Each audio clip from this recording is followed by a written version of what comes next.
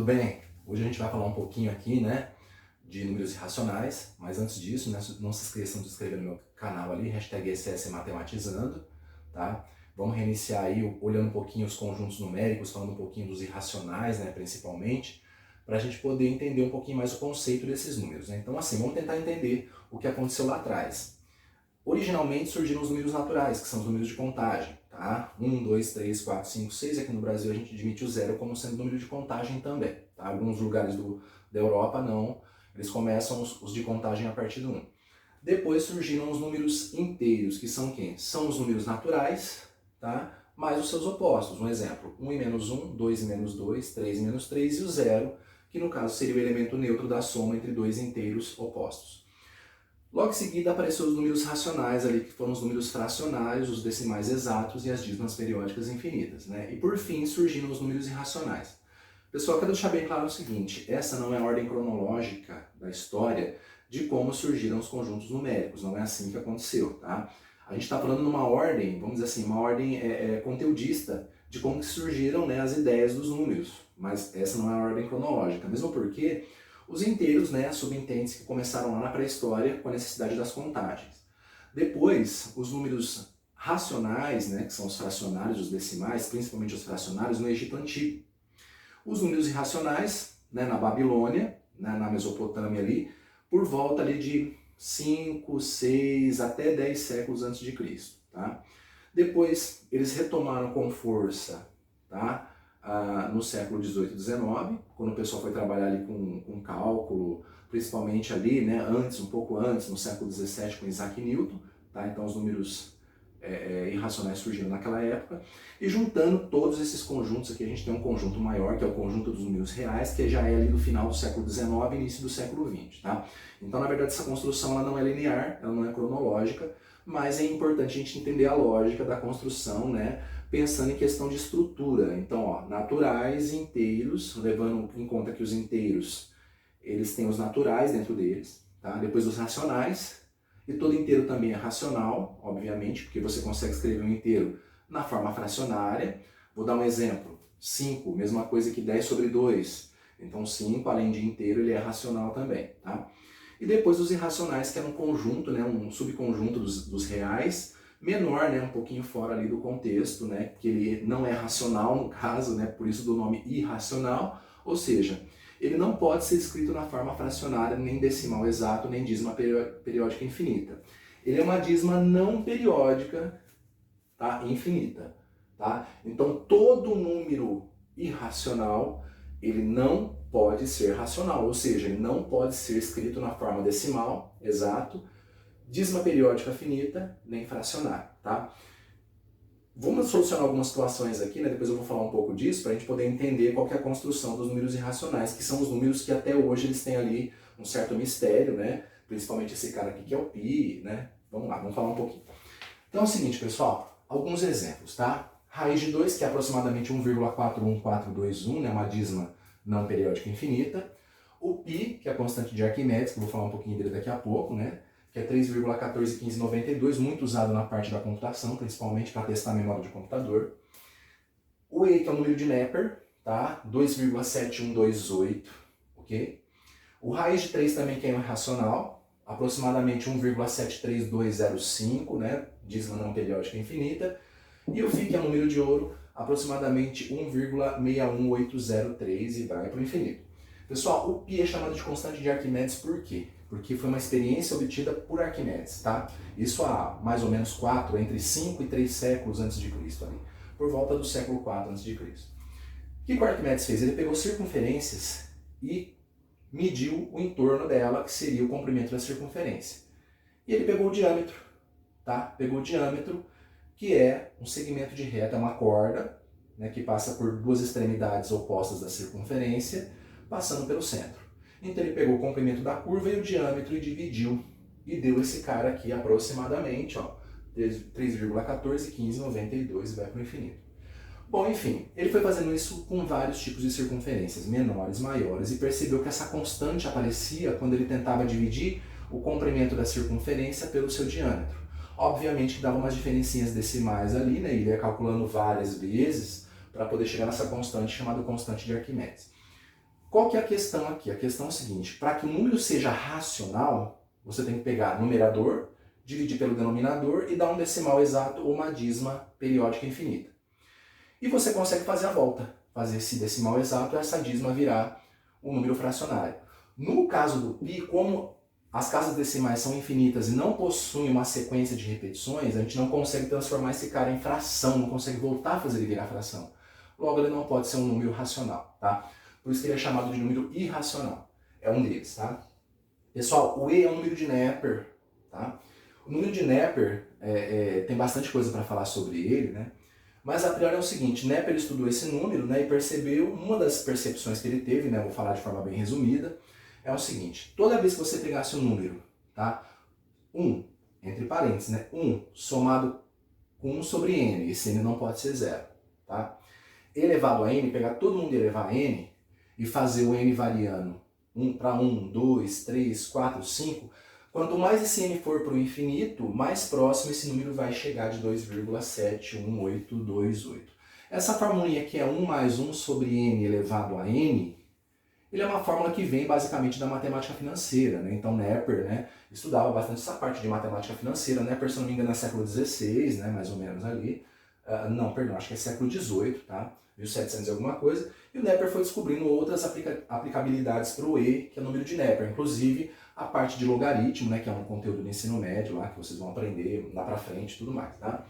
Então, que existe um logaritmo que é na base neperiana, né, que é a base E.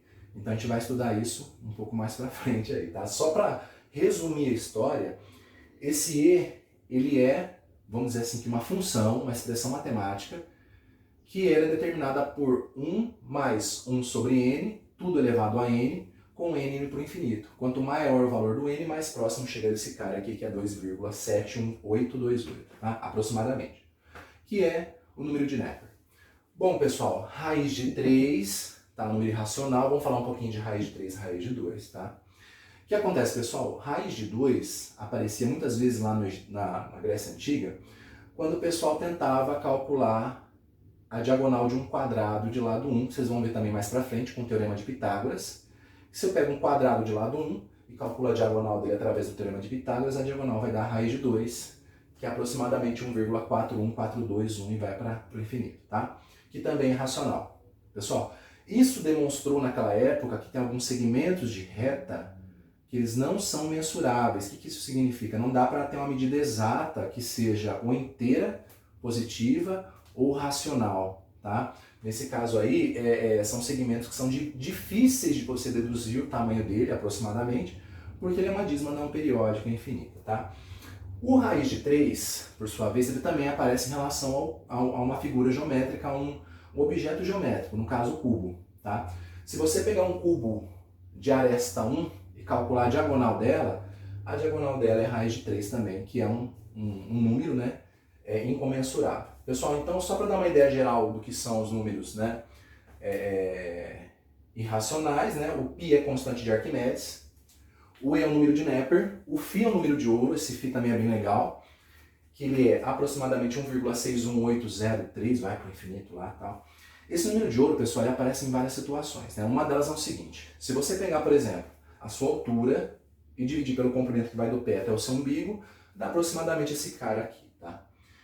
Se você pegar, tá, um caracol, pegar a curva externa dela, medir a altura, e pegar a curva mais interna, medir a altura, e calcular ali a razão entre o maior pelo menor, dá aproximadamente 1,61803 ali, tá? Tem várias situações que esse cara aparece, tá? Várias situações que esse cara aparece. Aparece também nas artes, né? Quando, se você pegar o Partenon, pegar a largura do Partenon e a altura, né? A base e a altura do Partenon, e fizer uma razão, dá aproximadamente, né, uma divisão, 1,61803, que é o número de ouro. Então esse número de ouro ele aparece em várias relações, né? Uma delas também é as pétalas externas de um girassol, você conta as internas, divide a quantidade das externas pelas internas, dá aproximadamente esse cara aqui também, tá? E esse número de ouro também é chamado de número divino, número da perfeição, porque ele é usado também quando o cirurgião plástico vai fazer as dimensões do rosto para que a cirurgia plástica faça com que a pessoa tenha um rosto perfeito, vamos falar assim, né? Então, esse número de ouro também é um número irracional, ok? É só uma passada geral para a gente ter uma ideia do que acontece aqui. Vamos falar um pouquinho de adição e subtração de números irracionais. Agora, pessoal, a gente vai se limitar com raízes, por exemplo, com o mesmo radicando, tá? Então ali eu tenho 4 raiz de 3 mais 3 raiz de 3. Se eu somar os dois, eu faço o quê? Eu somo a parte inteira, 4 mais 3, tá? Que dá 7 raiz de 3. O que isso significa, pessoal? Tecnicamente, a gente deveria fazer primeiro a conta de vezes, que seria 4 vezes raiz de 3, depois 3 vezes raiz de 3 e depois, por fim, somar. Só que o raiz de 3 é irracional. Então aqui eu estou contando que eu tenho 4 desse número, tá? Raiz de 3, e aqui eu tenho mais 3 deles. Então se eu tenho 4, eu tenho 3, se eu junto tudo dá 7 vezes esse número aí. Então seria algo bem simples de se deduzir aí, tá? A gente poder entender como que funciona essa soma dos irracionais. Vamos falar um pouquinho sobre subtração, tá? Multiplicação e divisão, a gente vai se limitar um pouquinho nisso, mais pra frente a gente fala um pouquinho mais sobre as outras, né, operações. Também cai muito no critério ali de propriedades de números irracionais, né, de raízes no caso aqui. Então vamos pegar um segundo exemplo aqui, pessoal, que é, ó, de subtração. Vou colocar assim, ó, 11 raiz de 5, raiz cúbica, menos 4 raiz cúbica de 5.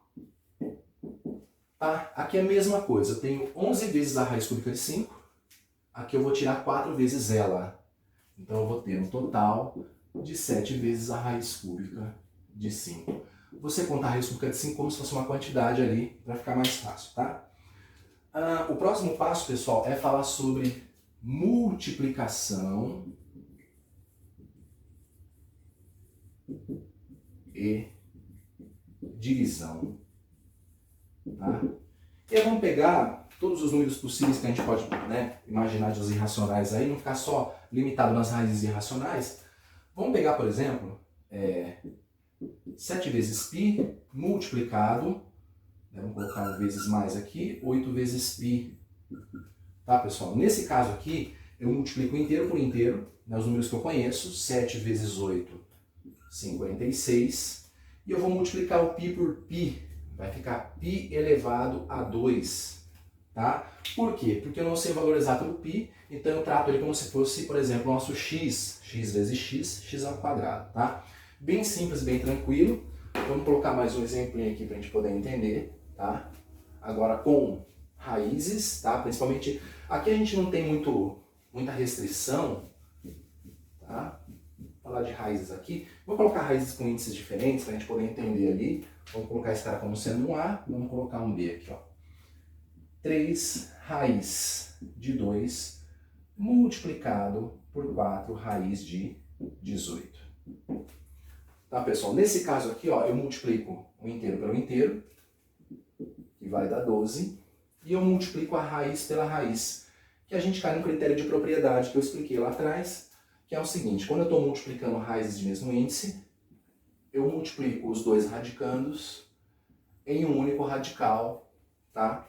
Eu posso juntar o 2 com 18 num produto dentro da raiz quadrada, que é a raiz comum dos dois. Nesse caso aqui eu vou ter 12 vezes a raiz de 18 vezes 2, ou 2 vezes 18, que é 36. E aqui eu vou ficar 12 vezes 6, que dá 72. Tá? Então tá ali. Esse caso é um caso de multiplicação entre raízes irracionais, porque esse cara é irracional, esse cara é irracional também. Tá? Se você decompor esse cara aqui, ó, vai ficar 9 vezes 2, 9 tem raiz quadrada, cai para fora, fica 3, não é? 3 vezes 4, 12, vai ficar 12 vezes a raiz de 3. Mas enfim, como a gente não tem necessidade de fazer isso aqui, então eu simplesmente multipliquei o que é racional pelo que é racional e o que é irracional pelo que é irracional, tá? Para ficar mais simples para a gente poder entender. Vamos pegar agora, pessoal, a parte da divisão. Divisão. E falar um pouquinho desse cara aqui também, que é importante. E você usa basicamente o mesmo critério que você usou na multiplicação, tá? Vamos pegar lá, ó, uma ideia, tá? 8π dividido por 4π. Tá? Só para a gente poder entender como que vai funcionar isso aqui. Poderia colocar o e, o φ, qualquer número ali. Pessoal, esse cara aqui é como se você estivesse fazendo a divisão 8π sobre 4π. Aí você vai tratar o π como se fosse aquele mesmo esquema do x, né, que é um número indeterminado. Para a gente aí, ele é determinado, mas ele é um irracional. Bom, nesse caso, eu posso dividir π por π, que dá 1. E 1 na multiplicação é um elemento neutro, então ele será cancelado.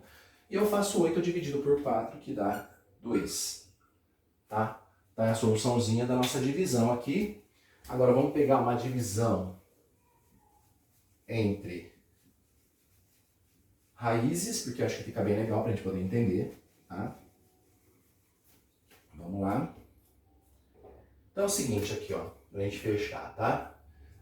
Vamos pegar 16 raiz cúbica de 81 dividido por 4 raiz cúbica de 3, tá? Vamos ver o que vai acontecer aqui para nós. Pessoal, eu vou montar no mesmo esquema. Na verdade eu posso montar direto, tá? Não tem problema aqui. Mas eu posso montar no mesmo esquema da fração para poder entender, visualizar melhor como que funciona isso. Como que ficaria? 16 raiz cúbica de 81 sobre 4 raiz cúbica de 3, tá? Eu divido racional por racional, tá? No caso aqui 16 por 4, eu posso separar. E eu vou dividir raiz de 81 por raiz de 3. Nesse caso, pessoal, eu vou separar aqui só para a gente visualizar melhor o que acontece, para ficar legalzinho para a gente poder entender, tá? 16 dividido por 4 dá 4. Raiz cúbica dividido por raiz cúbica, pessoal. Quando isso acontece, eu posso juntar a divisão dentro da raiz cúbica, porque é uma raiz comum para os dois. Fica 81 sobre 3 na raiz cúbica, tá? E agora eu vou dividir. Então vai ficar assim, 4 raiz cúbica, 81 por 3 vai dar 27, tá? Raiz cúbica de 27 é 3, então vai ficar 4 vezes 3, que dá 12. Só para a gente poder entender ali as 4 operações básicas com os números irracionais, tá? No caso, pessoal, se aqui não der uma raiz exata, não tem problema. Você pode deixar em forma de raiz, se for irracional, ou pode simplificar. Também é algo que nós vimos lá atrás, né? Que é a parte de simplificação de raízes irracionais, que você pega, por exemplo, uma parte do produto que está interno à raiz. Se ele for um cara cúbico, você tira a raiz dele separada e deixa o que não tem raiz cúbica dentro lá da raiz, tá? Então, basicamente, nossa aula de hoje é essa. Tá? Espero que vocês aproveitem bastante lá, façam bastante exercícios para treinar. E um grande abraço para vocês. Não esqueçam de dar um likezinho lá no canal. Agradeço muito vocês. E até mais. Até uma próxima aula.